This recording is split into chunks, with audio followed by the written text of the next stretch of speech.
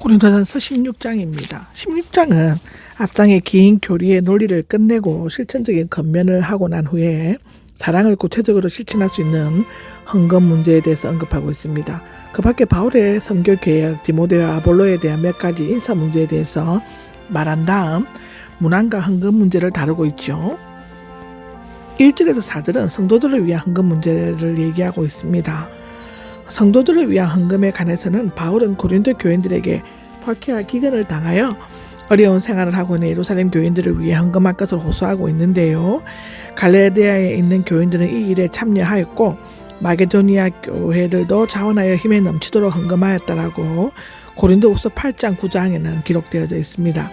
고린도 교인들은 이 일의 진행에 대해서 문의하였고 바울은 이에 답변하면서 재차 협조를 부탁하고 있습니다. 예루살렘에 있는 가난한 성도들을 위해 이방인 교회에 헌금을 보내는 것은 초대교회의 중요한 행사들 중 하나였습니다. 갈라디아서 2장 10절에 나옵니다. 이것은 영적인 빚을 지은 예루살렘 교회를 위해 물질적으로 봉사하고 이방인 교회의 믿음의 진실성과 실천적인 사랑을 보여준과 동시에 양자간의 친교와 우대를 더욱 견고케 하기 위한 것이었습니다.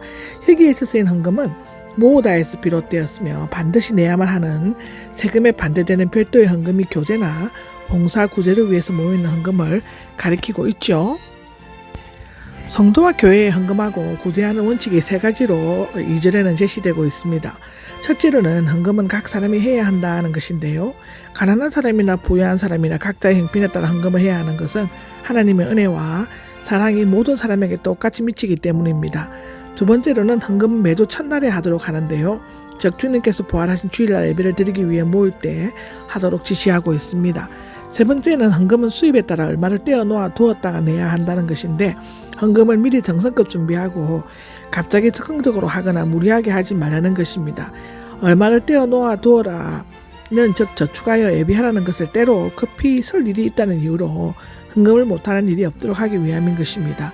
또한 그렇게 함으로써 바울이 갔을 때 서둘러 헌금을 하지 않고도 될 수 있는 것입니다. 3절을 보면 여러분이 인정하는 사람 바울이 아닌 고린도 교회가 인정하는 사람이 가져가도록 한 것은 교회 재정을 다루는 데 있어서 의심을 사거나 사도 마음대로 썼다는 오해를 받지 않기 위함이었을 것입니다. 고린도후서 8장 20절에 나오죠. 예나 지금이나 교회에 많은 문제가 동간 연관되어 생겨나는 것은 실로 가슴 아프고 수치스러운 일이 아닐 수 없습니다. 여기 선물은 원래는 친절, 은혜, 호의 등을 의미하지만 즐거움을 주거나 친절하게 베푸는 호의를 나타내는데요.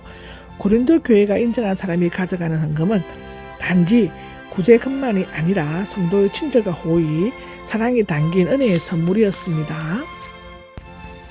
나는 가는 것이 좋다면이 나는데 나도 같이 가는 것이 좋다면 함께 가겠다는 것이 아니라 고린도에 가서 여러 사람과 형편을 고려하여 가는 것이 합당하다고 판단되면 가겠다는 것입니다. 그런 헌금의 중요성을 알고 그 모금과 전달 방법에 세심한 주의를 기울이고 있으며 선교 활동 계획과도 연관시키고 있는데요. 교역자가 교회 재정에 전혀 무관심한 것도 문제지만 지나치게 간섭하거나 직접 연관이 되는 것은 더욱 큰 문제를 일으키는 요인이 될 수 있습니다. 5절에서 12절까지의 기록은 고린도에 가려는 계획을 세우고 있었는데 구체적으로 어떻게 갈 것인가, 어떻게 머물 것인가를 구체적으로 계획성 있게 밝히고 있습니다.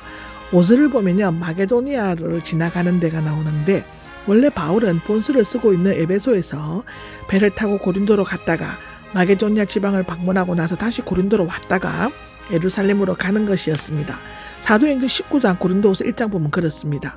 그러나 바울은 이 계획을 변경하여 마게도니아에서부터 먼저 방문을 하는데 그 이유는 그동안 고린도 교회에서 발생한 부끄러운 일들, 즉 간음, 음행, 우상 숭배 등 때문에 비난을 감수하면서도 가는 것은 늦추고 감정적인 분노를 최대한 자제하려고 했던 것 같다고 고린도후서 2장 13절, 8장 1절에는 기록하고 있죠.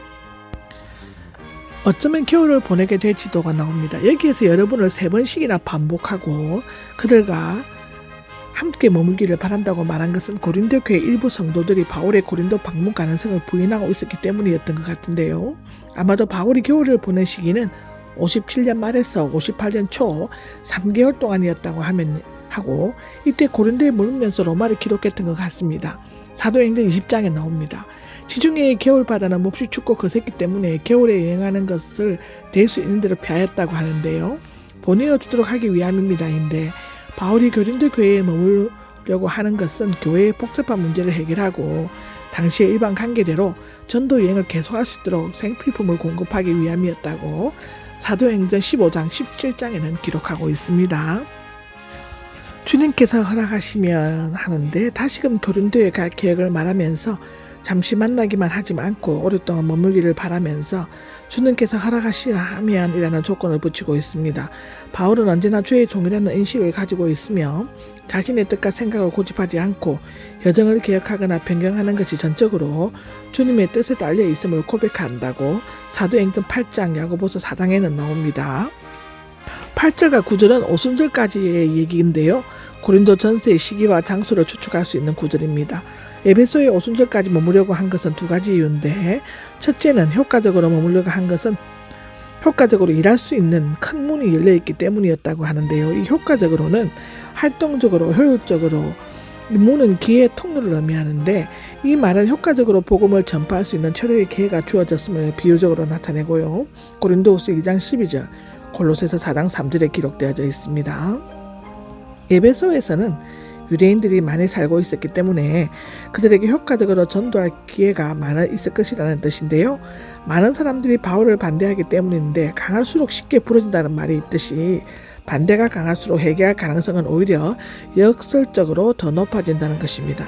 냉혹한 박해자 바울과 무자비한 로마 제국이 마침내 십자가 앞에 무릎을 꿇었던 회심의 역사가 그 사실을 뒷받침해 주는 것인데 아마도 바울은 심한 반대가 있는 것이 자신이 전하는 복음 사역에 생명력이 있기 때문이며 여기에서 비겁하게 물러서거나 포기할 것이 아니라 강력히 대응하여 방해자들을 물리치거나 그들을 해결시켜 복음의 일꾼으로 삼아야 한다는 강한 소명감이 있었기 때문입니다.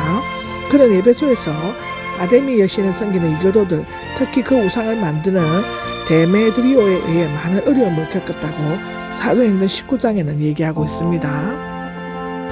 디모데가 가면이 나오는데 바울은 사랑받는 믿음의 아들이요 동역자였던 디모데를 고린도 시제무 담당 에라스도와 함께 마게도니아를 거쳐 고린도로 보냈습니다. 사도행전 19장에 기록되어 있고 고린도전서 4장 7절에도 나옵니다. 그의 임무는 바울의 방문을 준비하고 고린도 교회에 생긴 분쟁을 해결하는 것이었는데 그런데 디모데가 고린도 교회를 출발하고 난 후 바울의 여행 계획을 바꿨고 단지 편지를 써서 해상으로 전했기 때문에 여러 교회를 거친 디모데보다 먼저 편지가 도착하였습니다. 디모데는 바울이 마게도니아에서 고린도 후서를 기록했을 때도 함께 있었으므로 그때까지도 고린도에 가지 못했던 것 같습니다. 고린도 후서 1장 1절에 보면 기록되어져 있습니다.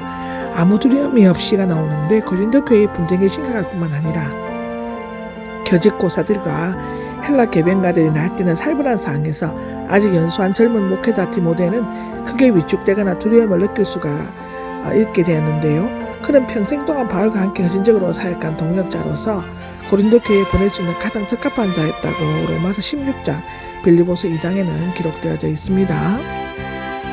업신여기지 마십시오 라고 나오는데요.